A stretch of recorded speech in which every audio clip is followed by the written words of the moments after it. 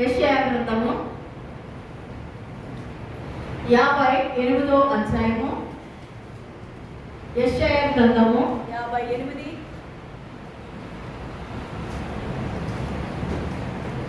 బైబిల్లో ఉన్న వాళ్ళందరూ కూడా బైబిల్ తెరిచి దేవుని వాక్యాన్ని కొద్దిసేపు అందిస్తారని. 8వ అధ్యాయము 3వ వచనము. మేము ఉపవాసం ఉండగా నీవు ఎందుకు చూడవు? మేము మా ప్రాణములను ఆయాసపరచుకొనగా నీవు ఎందుకు లక్ష్య పెట్టవు అని అందరూ. చాలు, దేవునికి స్తోత్రం. నేను కేవలం ఉపవాసాల కోసం చెప్తాను. నా వైపు చూడండి. నేను బైబిల్ చూడమన్నప్పుడు చూడండి, తర్వాత వాక్యం నా వైపు చూస్తూ వినండి. ఉపవాసం మాత్రమే, నేను ఆ వాక్యాన్ని మాత్రం వివరిస్తాను. మేము ఉపవాసం ఉండగా నీవు ఎందుకు చూడవు? ఎవరిని అడుగుతున్నారు? దేవుణ్ణి అడుగుతుంది సంఘము. మేము ఉపవాసం ఉండగా నీవు ఎందుకు చూడవు? మా ప్రాణముల్ని ఆయాసపరచుకొనగా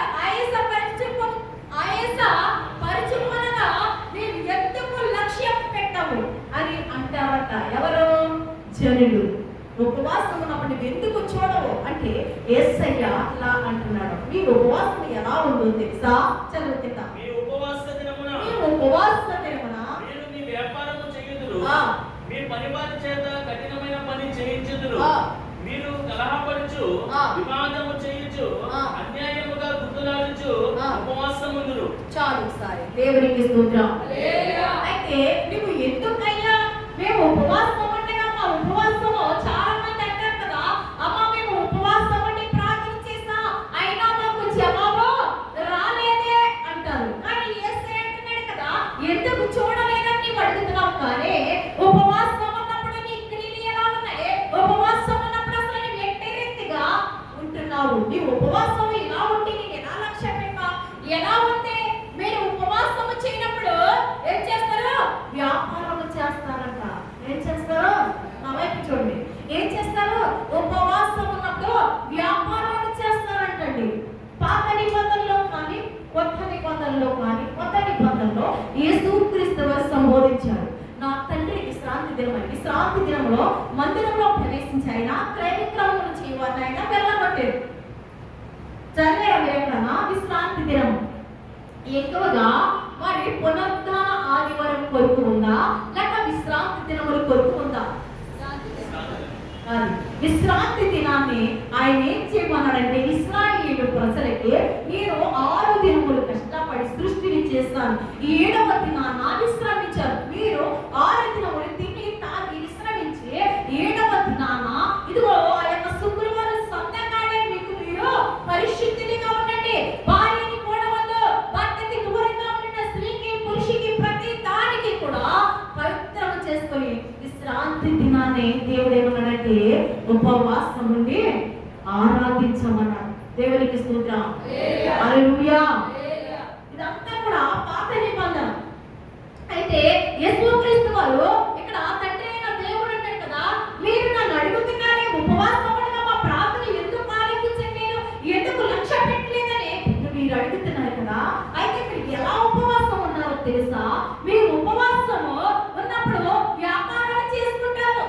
మీ ఉపవాసం ఉన్నప్పుడు మీ పని వారికి పని చెప్తారు. మీరు ఉపవాసం ఉన్నప్పుడు వ్యర్థమైన మాట్లాడతారు. మీరు ఉపవాసం ఉన్నప్పుడు కిందకు వస్తే ఏమంటే మీరు కలహపడుచు. చాలు, ఉపవాసం ఉన్నప్పుడు అంట కలహపడతారంట. కలహం అంటే ఏంటి? కజ్జాలాడతారండి. మనశ్శాంతి ఉండదు. ఉపవాసం ఉంటారు, పేరుకు మాత్రం ఉంటారండి. దేవుడు ఏమన్నా అని శరీరాన్ని ఆయాసపరచుకోమంటాడా? ఉపవాసం ఉన్నప్పుడు మత్తయి సువార్తలో ఒక మాట ఉంటుంది, తీయదు. నీవు ఉపవాసం ఉన్నప్పుడు నీ తల అంటుకొని నీ ముఖము కడుగుకొని నీవు గదిలోనికి వెళ్ళి తలుపు వేసుకొని రహస్యమందు పైన దేవుడికి నీవు ప్రార్థన చేయి. నీవు రహస్యంగా తలుపు వేసుకుని ప్రార్థన చేసినప్పుడు నీ రహస్య తండ్రిని చూసి నీ ప్రార్థనకి నీవు ప్రతిఫలాన్ని ఇస్తాడు. దేవునికి స్తోత్రం. ఉపవాసం ఉన్నప్పుడు నీ ముఖము వికారం చేసుకొనవద్దు.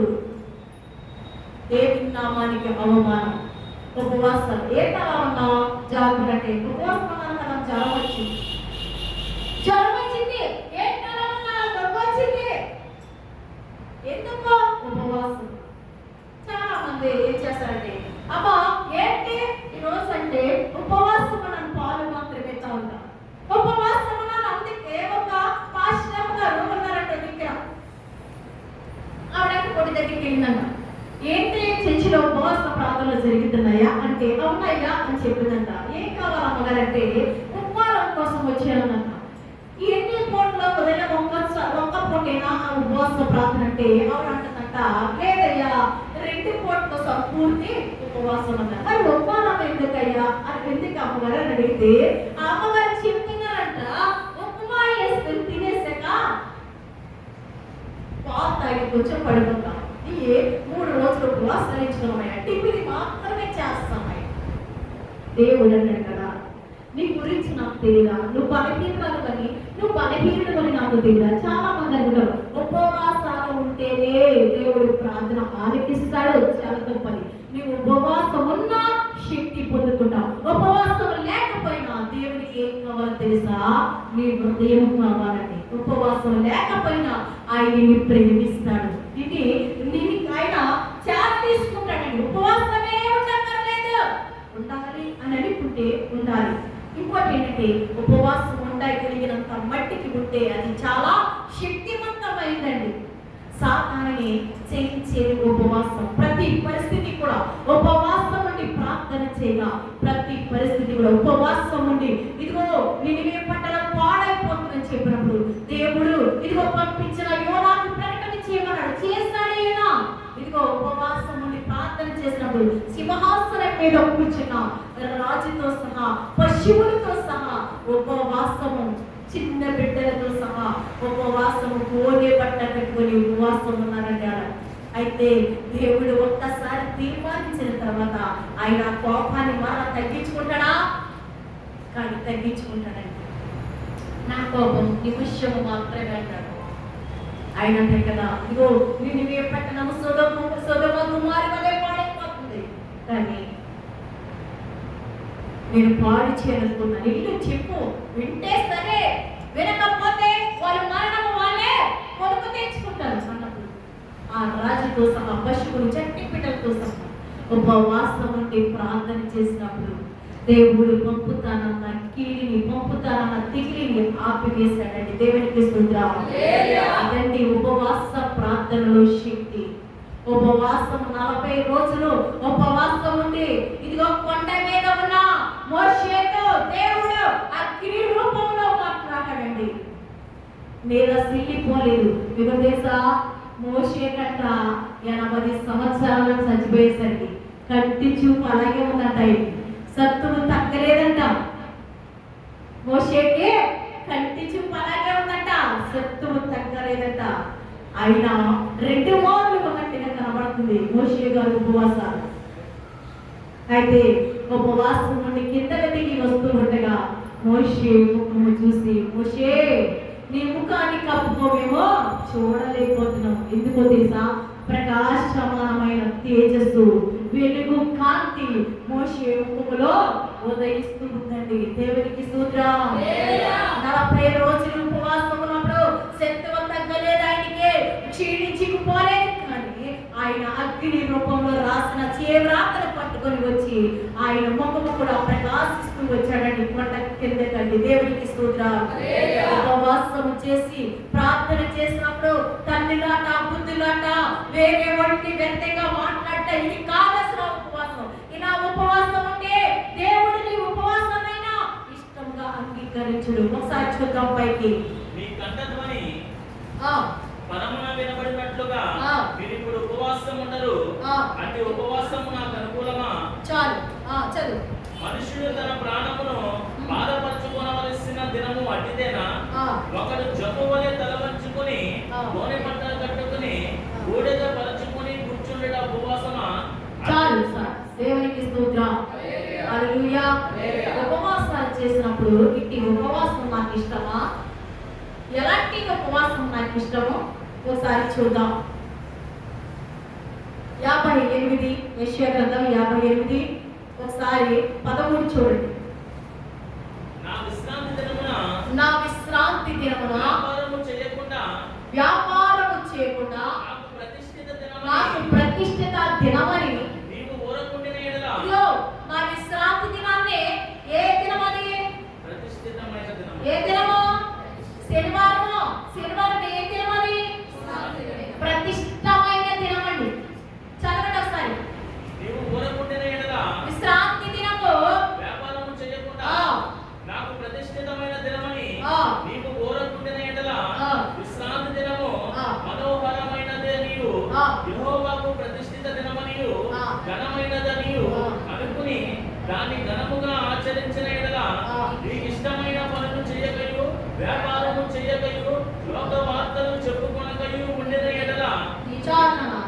దేవునికి స్తోత్రం. ఎంత చక్కగా రాసేది బట్టి ఇక్కడ అసలు చూడండి, విశ్రాంతి దినమునంట. ఇక్కడ కూడా ఎంత అలాగే రాసింది. మేము ఉపవాసం ఉండదని ఎందుకు అంగీకరించట్లేదు అని అడిగితే ఇక్కడ అన్నాడు కదా, తండ్రులాట బుద్ధులాట అలాగే కలహములు ఇవన్నీ కూడా ఉపవాసం ఉన్నప్పుడు నువ్వు చచ్చిపోయిన కుక్కమనే పడి ఉన్నారు. కానీ నువ్వు ఇంటి ఉపవాసం నాకు ఇష్టము కాదు. నా విశ్రాంతి దినమున ఇక్కడ అన్నాడు కదా, నీకు వ్యాపారము. నా విశ్రాంతి దినమున, నా విశ్రాంతి దినము ప్రతిష్ఠితమైన దినం అండి. ఏం దినము? యేసుక్రీస్తు వారు తిరిగి లేచిన తర్వాత యేసుక్రీస్తు వారు కూడా బ్రతుకున్న దినాల్లో ఎక్కడికి వెళ్ళారు? ఏ రోజు వెళ్ళారు? యెరూషలేము మందిరంలోకి. ఏ రోజు వెళ్ళారు? శనివారం వెళ్ళారు.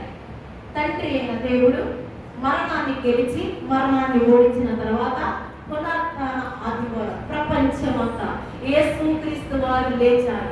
అలా ఇప్పటికి యుగ యుగాల్లో కానీ జగజగాల్లో కానీ ఎక్కడను దేవుడు లేడే దేవుడు అని యేసుక్రీస్తు వారు లేచిన రోజు మరి పునరుత్థాన ప్రపంచం అంతా కూడా ఆదివారం సెలవు పెట్టారు. కొన్ని దేశాలు ఆదివారం సెలవులు నాకు తెలియదు.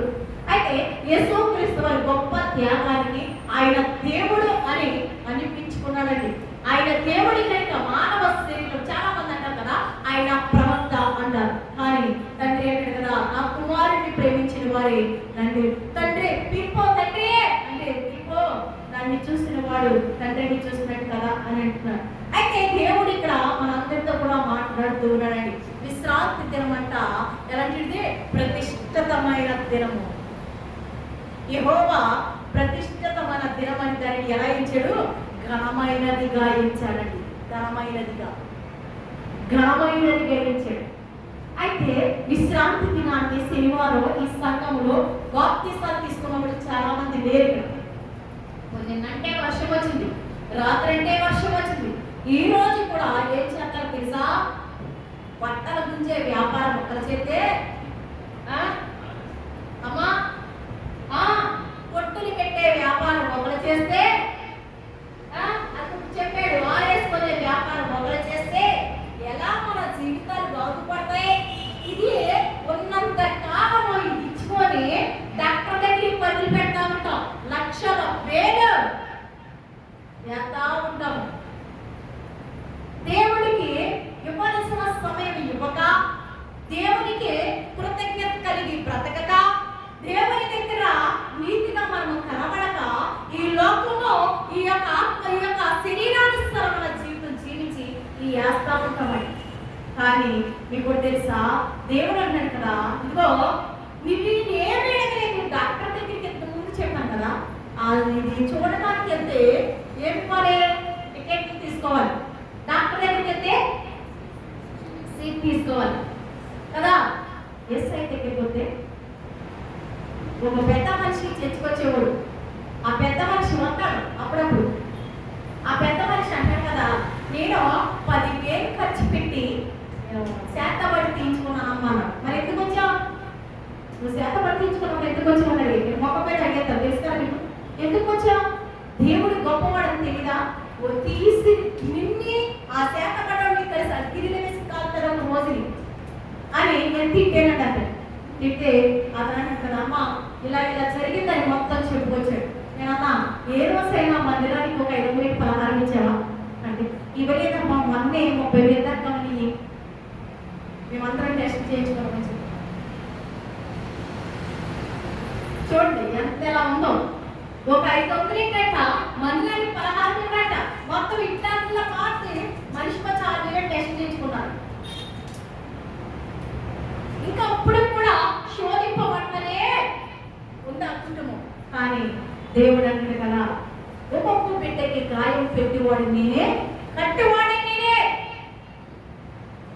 గాయాలు పెట్టేవాడు ఆయనే, కట్టివాడు ఆయన. కనుక విశ్రాంతి దినాన్నంట బాప్తిసాలు తీసుకున్న ఇక్కడ సంఘ విశ్వాసులైన మీరు, ఇక్కడికి వస్తున్న మీరు దేవుడు అని కదా విశ్రాంతి దినాన్ని ఘనముగా ఇచ్చారు. నేను ఇప్పుడు నిత్యంగా చెప్పాను, విశ్రాంతి దినాన్ని విడిచిపెట్టి మీరు ఎక్కడికి తిరిగినా చేయకూడదు.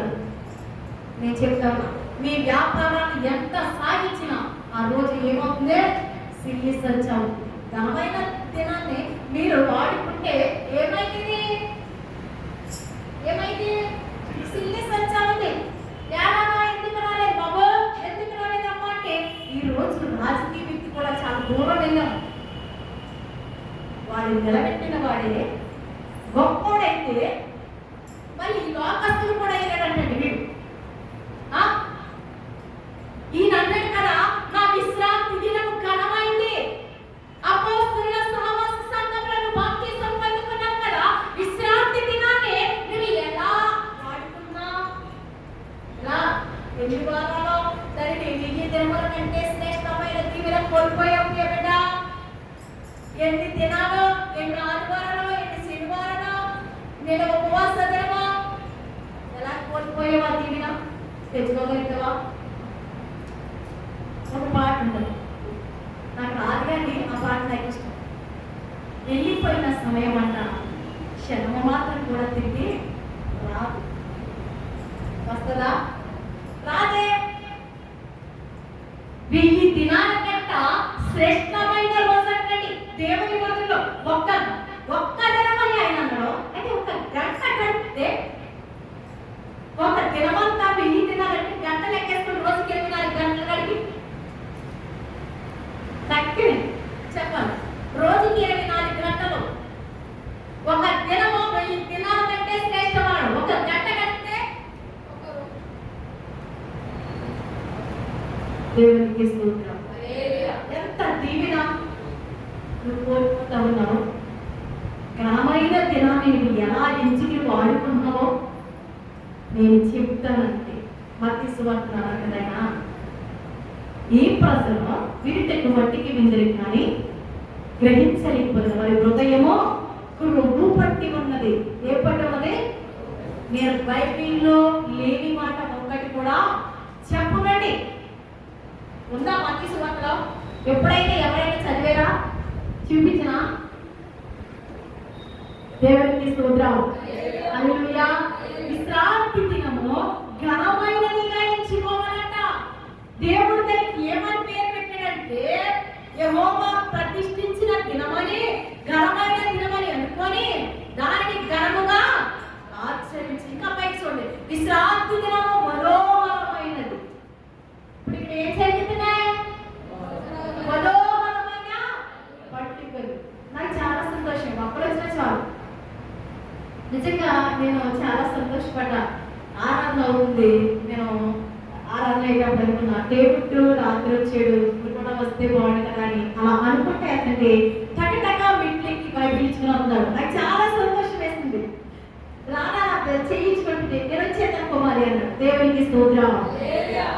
నిజంగా ఎందుకో ఒకలాంటి ఆశ, పదవీరుడు తీసుకొచ్చే బాగుంటుందా అని ఆశ కలిగినప్పుడు ఎదురొచ్చేస్తాడు వీటికి బయటించుకోండి. నేను చాలా సంతోషపడ్డాను. నిజంగా నేను అనుకున్నా వర్షం వచ్చి నిన్న చాలా బాధపడ్డాను కదా, ఎవరో రారు అని అనుకున్నా. ఎందుకు పొద్దున్నే ఫోన్ చేసి దయపరిచిన వ్యక్తి ఏమో సంతకాడ కూడా అడ్రస్ లేడు. అయితే సరే, అయితే నేను చెప్పాను కదా, నాకు ఇలా సమస్తములో సమకూడి ఏంట దర్శనం జరిగితే సిద్ధముగా ఉన్నామని ఒక ఆయన సమస్తములు సమీపంగా ఉన్నామని ఒక ఆయన చెప్తున్నాడు. నాకు తెలియని ఆనందం. నేను ఒక్కదాన్నైనా సరే నా పిల్లలిద్దరిని వేసుకుని దేవుని యొక్క మనోహరమైన పండుగలు జరిగారు. నాకు 7వ నెల ఉపవాస ప్రార్థనకి ఎంత ఇష్టం చేస్తా. ఆ బాబు అన్నాడు, అమ్మా వచ్చేవారం పెడదామన్నాడు. వచ్చేవారం ఎలాగంటే ఎలాగాలో చెప్పిన కానీ కాదు, ఇప్పుడే మధ్యలో పెట్టాలి ప్రభా. ఎప్పుడు లాక్డౌన్ అవుతుందా ప్రభా? 7వ నెల ప్రార్థనలు ఎప్పుడు చెప్తే ప్రభా? నేను చాలా ఎదురు చూసాను. ఒకవేళ లాక్డౌన్ ఇవ్వకపోయినప్పటికీ కూడా నేను ఒకటి అనుకున్నా, ఎవరికి చెప్పకుండా నా ఇంటిలోనే నేను ఉందామనుకున్నా. దేవునికి స్తోత్రం. విశ్రాంతి దినమంట ఘనమైనదిగా, యెహోవాకి ప్రతిష్ఠితమైనదిగా, మనోహరమైనదిగా ఇచ్చాడండి. ఇక్కడ ఏ రోజు చెప్తుంది మధ్యలో? శనివారం. మరి ఏం చేస్తావు నువ్వు? ఈ మనోహరమైన దినాన్ని ఏం చేస్తావు? ఈ ఘనమైన దినాన్ని ఏం చేస్తావు? ప్రతిష్ఠితమైన దినాన్ని వ్యాపారాలు చేసుకుంటారా? పెళ్లికి వెళ్తారా? సంబరాలకు వెళ్తారా? ఏం చేస్తారు యెహోవా మందిరంలో? చెప్పండి.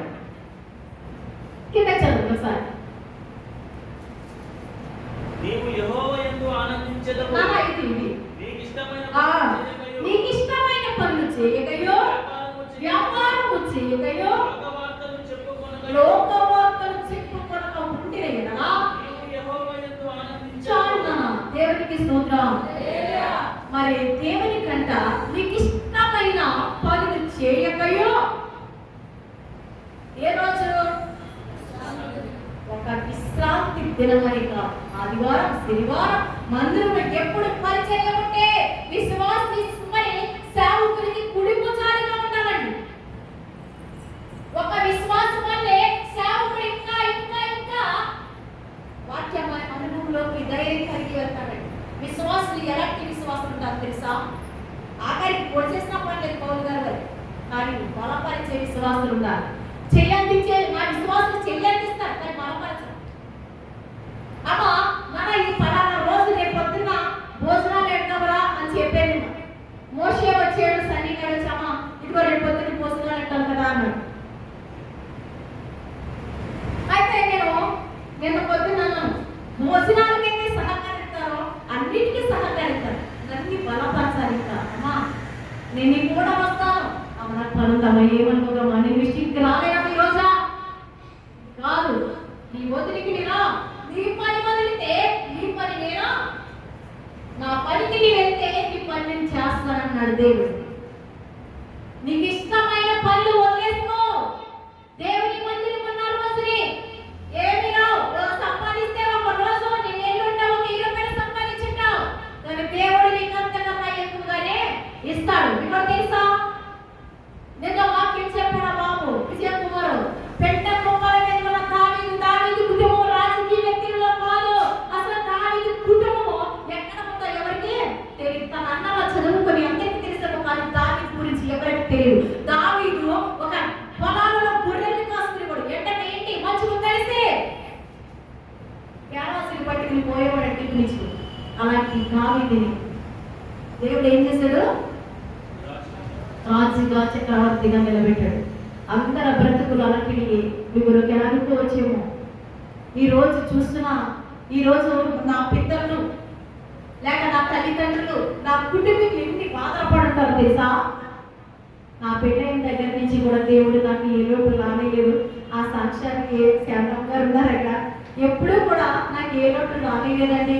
దేవుడు నేను ఎక్కడున్నా మరి దేవుడు నన్ను నా చిన్నప్పటి నుంచి కష్టం తెలియకుండా పెంచాడు, కానీ ఇష్టమైనది మాత్రం కొంచెం దూరం చేశాడు. దేవునికి స్తోత్రం.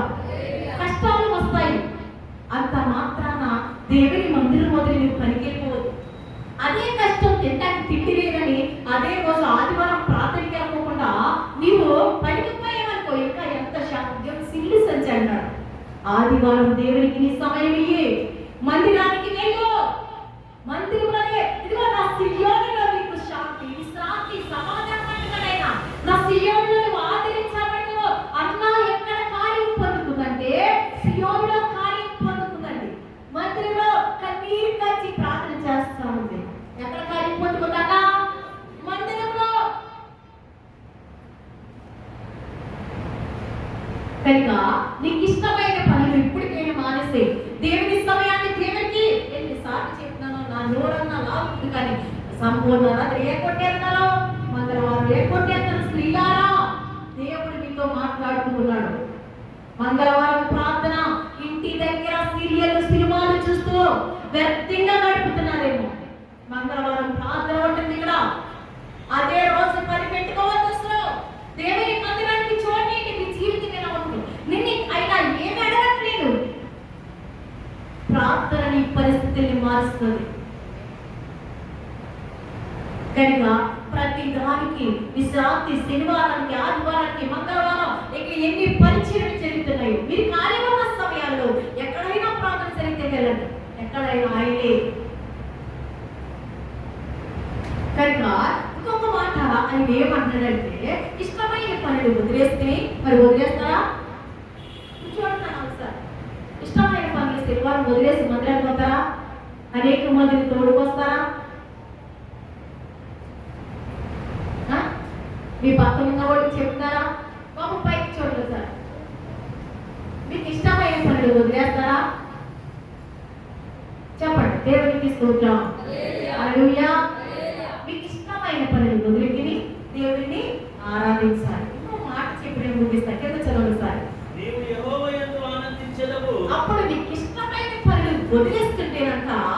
మరి ఎక్కడ అది 14 పైకి చదువు, పైకి లైట్ వచ్చేసినవి. లోకవార్తలు నీకు ఇష్టమైన వ్యాపారం చేయవద్దు, లోకవార్తలు చెప్పుకోవద్దు.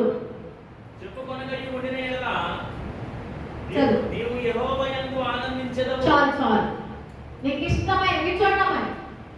దేవుని మందిరం ఉన్నప్పుడు ఒక శనివారం కాదు, శనివారం మీ మందిరాల్లోకి వెళ్ళే మీ పరిచర్యలు, ఎక్కడికి వచ్చే వారికి పరిచర్యలు, దేవుని మందిరంలో ప్రార్థన ఉంటే మీకు ఇష్టమైన పనులు వదిలేసుకుని ఏం చేయాలి? ఎక్కడికి రావాలి?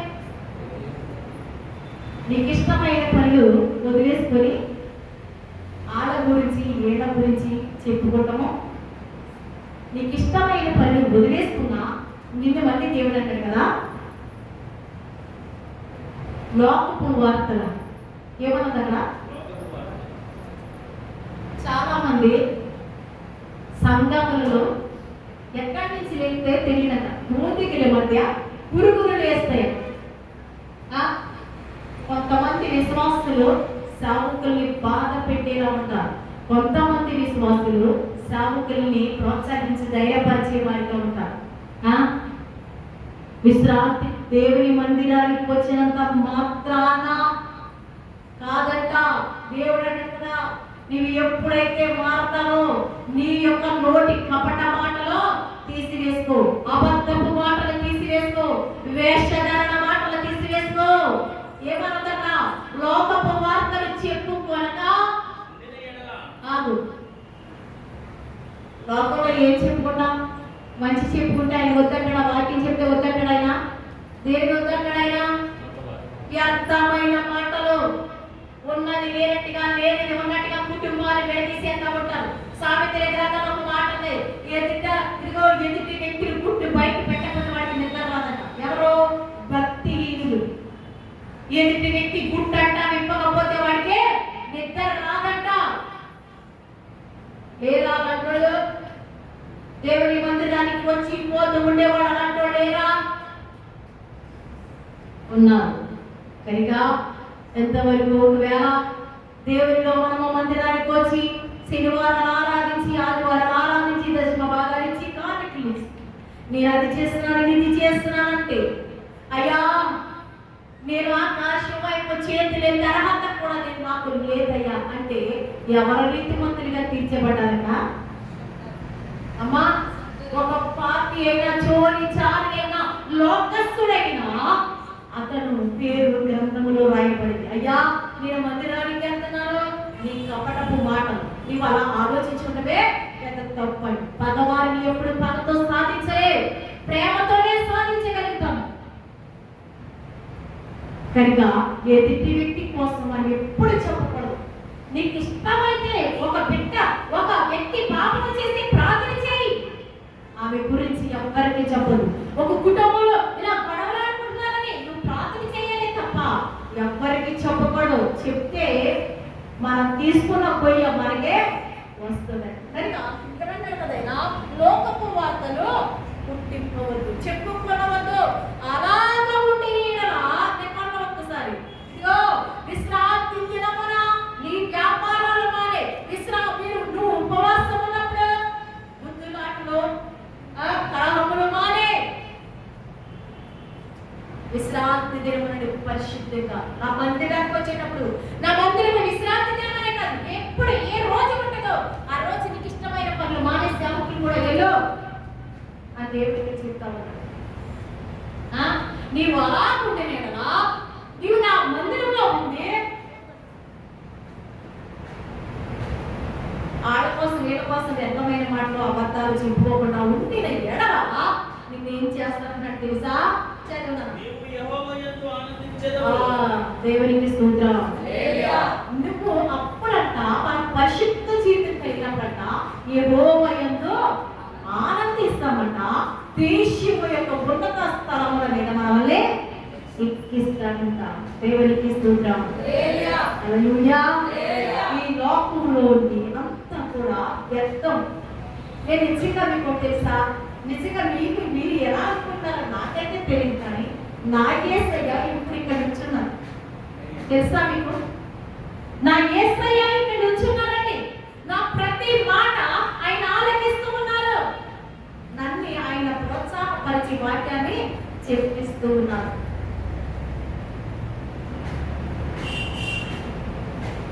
నిజంగా ఈరోజు మీకు తెలుసా, బైబిల్లో ఒక మాట ఉంది. నిజంగా నేనైతే నాకు అంత చదువు లేదు, కానీ బైబిల్ చదివినప్పుడు, బైబిల్ చదువుకున్నప్పుడు నాకు చాలా ఏడుపు, నాకు కన్నీరు అలా బైబిల్ మీద పడతా ఉంటాను. నేను చాలా ఏడుస్తాను. ఎక్కువగా ఏడ్చినప్పుడు చాలా అసలు నేను చాలా ఎంత ఏడ్చి ప్రాంతంగా అంత సంతోషం అవుతుంది. రోజు నాకు ఒక వ్యక్తి, మా ఇంట్లోనే ఒక వ్యక్తి తిట్టారు. ఏమనంటే దిక్కులేని అనాథులు వరకు. ఆ మాట నా భర్త చనిపోగానే నేను దిక్కులేని అనాథులు అయిపోయినా అని నేను చాలా చాలా బాధపడి ఇచ్చాను. కానీ యెషయాలో ఏమని తెలుసా, ఒంటరి అయిన వాడు 1000 మంది. దేవునికి స్తోత్రం, హల్లెలూయా. ఒంటరి అయిన వాడు 1000 మంది ఎదురు. ఎక్కడో నేను నిన్న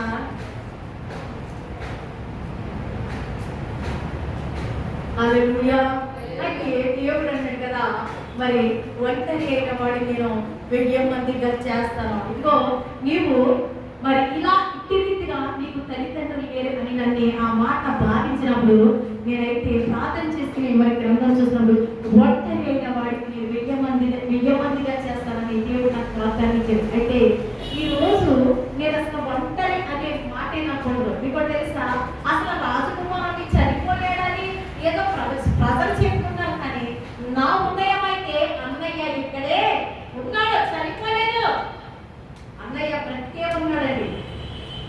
నా యేసయ్య అన్నాడు కదా, శరీరం అయితే లైవైపోతుంది కానీ ఆత్మకి చావు లేదు.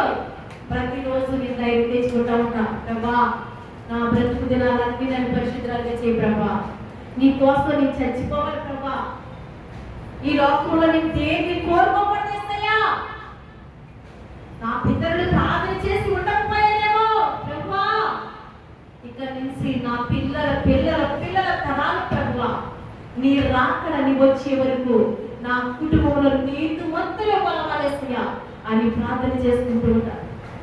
మీకు తెలుసా, నిజంగా దేవుడు నా జీవితంలో అసలు ఎన్ని నిజంగా ఒక వాక్యం ఉంది, నా బ్రతికి అయిపోయింది, నా జీవితం అయిపోయింది ఇంకా అని నేను ఏడ్చినప్పుడు దేవుడు అంటారా, నేనున్నానని నా చెయ్యబట్టికి నన్ను ధైర్యపరిచి నన్ను వెన్ను తట్టి నడిపించాడు ఆయన. దేవునికి స్తోత్రం.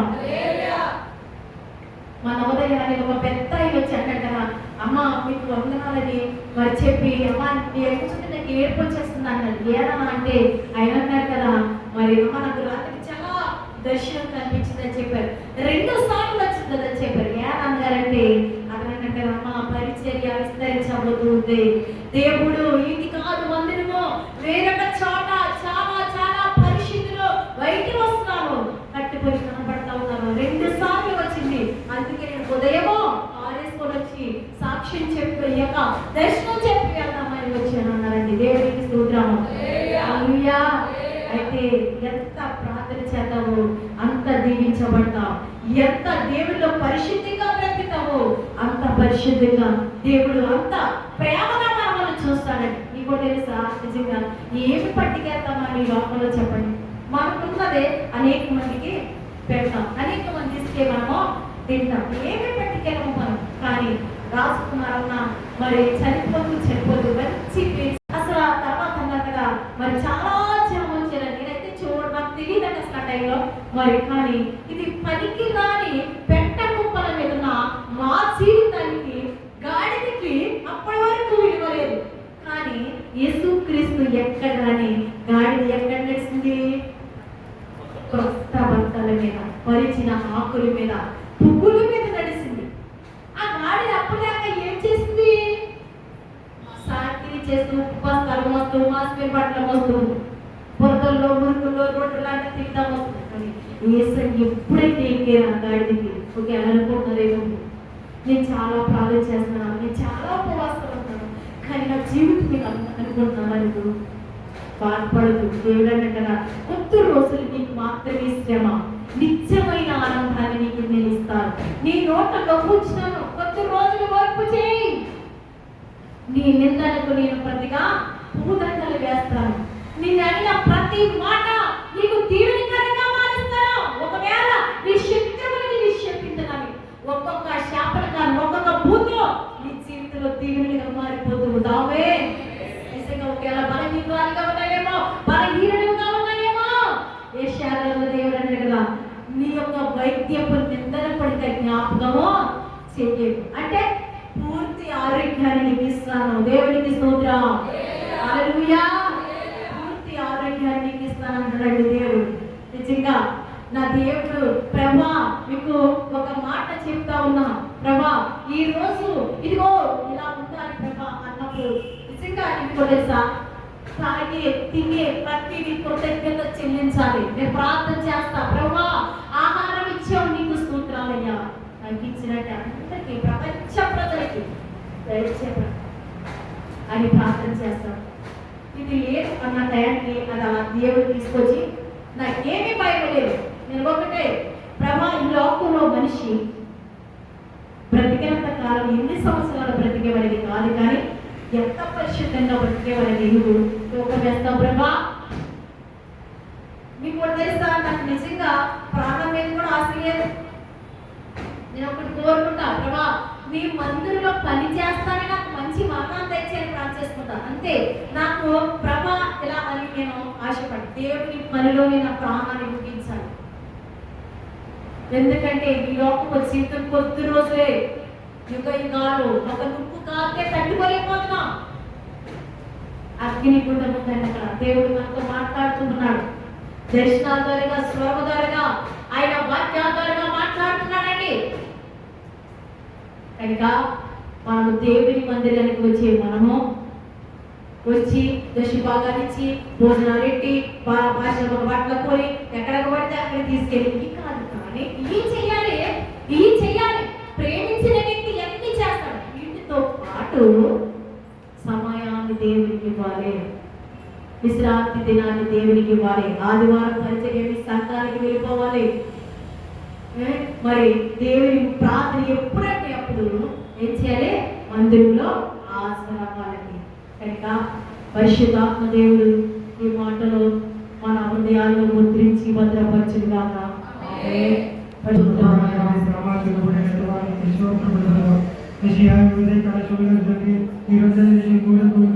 జరిగించిన దేవానికి పాటలతో ఆరాధనతో మాట్లాడిన దేవా, ఉపవాసం నుండి ఉపవాసం చేయాలి మనం తెలియజేసిన దేవానికి స్తోత్రములు.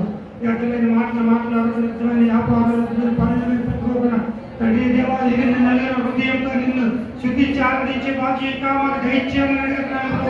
ఉపవాసం గుడిగా మేము తండ్రి ఎంతగా ప్రార్థించే జీవితం మాకు దయచేయమని అడుగుతున్నాను. నిత్యం ప్రార్థిస్తూ ఆత్మను మాకు దయచేయమని అడుగుతున్నాను. ప్రార్థనలో వైరక్తి కలిగి నిన్ను గణమెత్తి ఆరాధించే బాధ్యత మాకు దయచేయమని అడుగుతున్నాను. తండ్రి దేవానికి స్తోత్రములు. ఆరాధించండి ఉపవాస గుడికలు తండ్రి దేవా, విషయం శరీరం నలగొట్టుకుని తండ్రి ఆత్మలు పోలి వరిసలు కలిగి తండ్రి దేవా దీన్ని అప్పటించే మాకు ఇంకా మాకు దయచేయమని అడుగుతున్నాను. తండ్రి ఉపవాస గుడిలో ఎలాగ పక్కాలు ఎలాగ దేవ ఆరాధించినట్టు మర్మాలను తెలియజేసిన దేవానికి స్తోత్రములు. తండ్రి దేవా ఈ పరిచయం తండ్రి ఇంకా విజయమని అడుగుతున్నాను ప్రభా. తండ్రి దేవా ఈ గుడిలో మాత్రం చోటుగా మాట్లాడే దేవానికి స్తోత్రములు ప్రభా. తండ్రి దేవా ఇంకా జనరేషన్ కూడా తోడే నడిపించమని వేసిన నామం తండ్రి.